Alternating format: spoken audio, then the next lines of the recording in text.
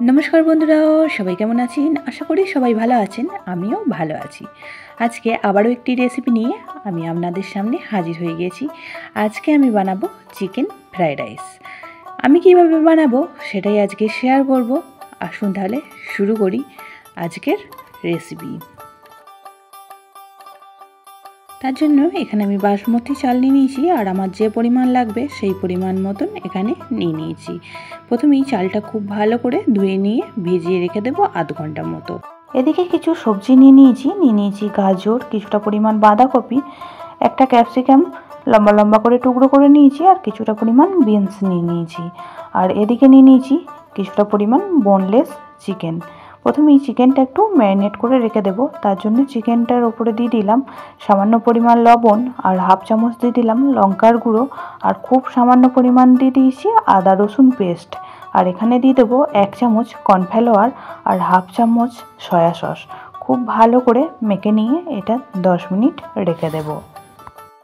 ভাতটা রেডি করার জন্য জলটা আমি আগে থেকেই বসিয়ে দিয়েছিলাম, আর জলও ফুটতে শুরু হয়ে গিয়েছে। এখন দিয়ে দিলাম হাফ চামচ লবণ, আর ভিজিয়ে রাখা চালটাও দিয়ে দিলাম। এবার ভাতটা হওয়ার অপেক্ষা করব। এখানে কিন্তু 90% মতন কুক করে নিয়েছি, একদমই রেডি হয়ে গিয়েছে ভাতটা জল ঝরাতে দিয়ে দেবো, আর জল ঝরিয়ে এক পাশে রেখে দেবো। কড়াটা আবারও পরিষ্কার করে বসিয়ে দিয়েছি, আর কড়ার মধ্যে দিয়ে দিচ্ছি এখানে 1 চামচ সাদা তেল। তেল গরম হওয়ার অপেক্ষা করব।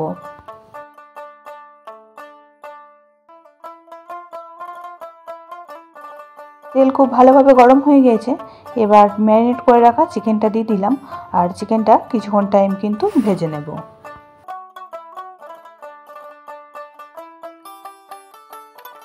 কিছুক্ষণ সময় ধরে নাড়াচাড়া করে চিকেনগুলি খুব ভালো করে ভেজে নিয়েছি, আর চিকেনগুলি একদমই ভাজা হয়ে গেছে। এবার তুলে রেখে দেব। আবারও ওই কড়াতে দিয়ে দিলাম 1 চামচ মতো সাদা তেল। গরম হয়ে গেছে। এবার এখানে আমি 2টো ডিম ভেঙে দিয়ে দিলাম। এই ডিমটাও ভুজিয়া বানিয়ে নেব। আপনারা ডিম যদি না পছন্দ করেন তাহলে এখানে কিন্তু স্কিপ করতে পারেন ডিমটা, কিন্তু ডিম দিলে এই ফ্রাইড রাইসের টেস্টটা কিন্তু খুবই ভালো লাগে।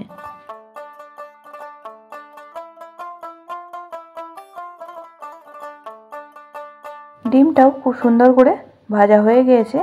এবার তুলে রেখে দেব। আবারও কড়াটা পরিষ্কার করে বসিয়ে দিয়েছি, আর কড়াতে দিয়ে দেব 1.5 চামচ মতন সাদা তেল।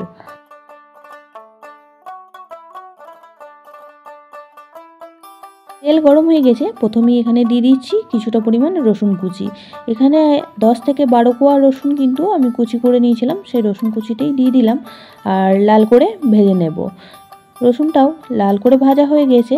এবার একটা বড় সাইজ পেঁয়াজ এখানে টুকরো করে রেখে দিয়েছিলাম ছোট ছোট করে, সেই পেঁয়াজ কুচিটাই এখানে দিয়ে দিচ্ছি। পেঁয়াজ কুচিটা দিয়েও রসুনের সঙ্গে খুব ভালো করে একবার নাড়াচাড়া করে নেব।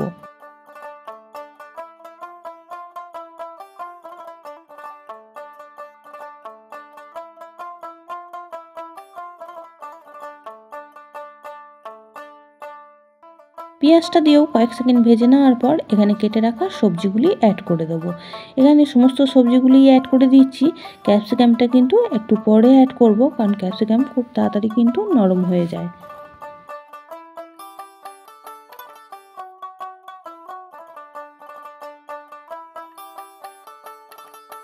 সমস্ত উপকরণ খুব ভালো করে মিশিয়ে নেব, আর সমস্ত সবজি কিন্তু এখানে খুব ভালো করে ভেজে নিতে হবে। যতক্ষণ না সমস্ত সবজি কিন্তু নরম হয়ে যাচ্ছে ততক্ষণ কিন্তু আমি রান্না করে নেব।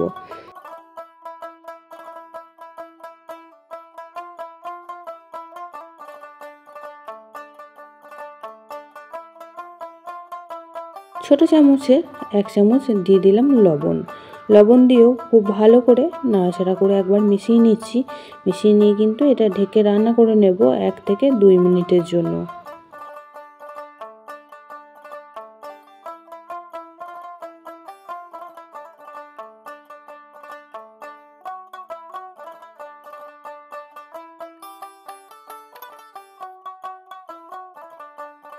দুই মিনিট পর ফিরে এলাম, আর ঢাকাটা খুলে এখানে অ্যাড করে দিচ্ছি ক্যাপসিকামগুলি দিয়েও কিন্তু খুব ভালো করে একবার মিশিয়ে নিচ্ছি। মিশিয়ে নিয়ে এটাও কিন্তু রান্না করে নেব 1 থেকে 1.5 মিনিট মতো।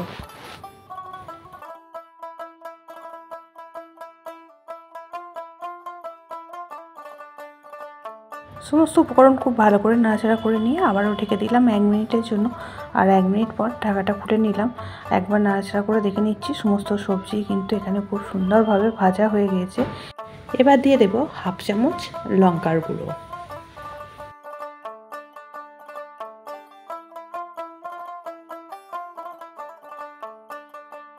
তার সাথে এখানে রাইসটাও এবার অ্যাড করে দিচ্ছি।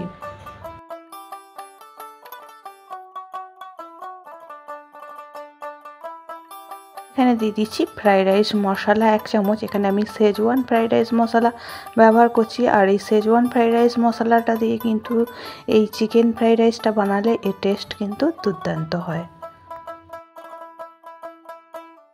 দিয়ে দিচ্ছি শেজওয়ান সস 1 চামচ। আর আমি কিন্তু যে পরিমাণ এখানে চালটা নিয়েছি সেই পরিমাণ মতনই কিন্তু সমস্ত উপকরণ অ্যাড করছি। আপনারা চালের পরিমাণ কম বেশি হলে সেই পরিমাণ বুঝি কিন্তু সমস্ত জিনিস অ্যাড করবেন। দিয়ে দিলাম 1 চামচ সয়া সস।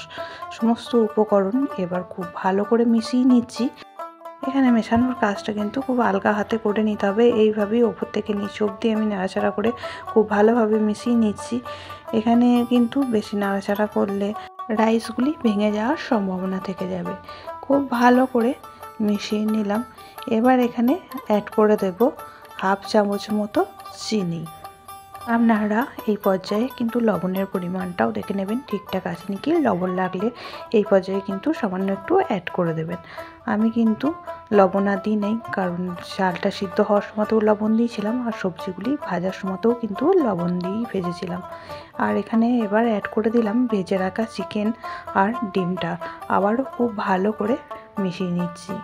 পুরনো বন্ধুরা পাশে থাকার জন্য অনেক অনেক ভালোবাসা। নতুন বন্ধুরা যারা চ্যানেলে ভিজিট করছেন, চ্যানেলটি এখনও পর্যন্ত সাবস্ক্রাইব করেননি, তাদের কাছে অনুরোধ রইল চ্যানেলটি সাবস্ক্রাইব করে পাশের বেল আইকনটি অল করে দেবেন। তাহলে আমি যখনই কোনো ভিডিও দেব নোটিফিকেশন সবার আগে আপনাদের কাছে পৌঁছে যাবে। সমস্ত উপকরণ খুব ভালো করে মিশিয়ে নিয়ে এখানে দিয়ে দিচ্ছি কিছুটা পরিমাণ ধনেপাতা কুচি। ধনেপাতাটা দিয়েও খুব ভালো করে মিশিয়ে নিলেই একদমই কিন্তু রেডি হয়ে যাবে আমাদের চিকেন ফ্রাইড রাইস। আপনারা লাঞ্চ বা ডিনারে যে কোনো টাইমই বানিয়ে নিতে পারেন। আজকের রেসিপি কেমন লাগলো অবশ্যই কিন্তু কমেন্ট বক্সে জানাবেন। বেশি ভালো লেগে থাকলে বন্ধু বান্ধবীদের সঙ্গে একটা শেয়ার করে দেওয়ার অনুরোধ রইল। সবাই খুব ভালো থাকবেন, সুস্থ থাকবেন। আবারও দেখা হচ্ছে অন্য কোনো ব্লগ বা রেসিপির সাথে। ততক্ষণের জন্য সবাইকে টাটা, বাই বাই।